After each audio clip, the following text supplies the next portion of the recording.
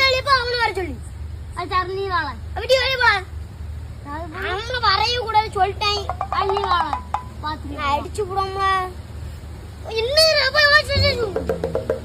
ஏப்ப வெளியே போ அவனுக்கு தான் அவன் வரட்டா போ நீ வெளியே போ நீ வாழ நான் அதுக்கு போனேன் அப்ப நீ தானே அவனை வர சொல்லுது அவங்கள கிடையவே கிடையாது அழுதாமல என்ன பண்ணிட்டு போட்டு அப்ப அவனை போய் தக்காளி எல்லாம் சின்ன பையன் மேல மதிக்க முடிக்க நீங்க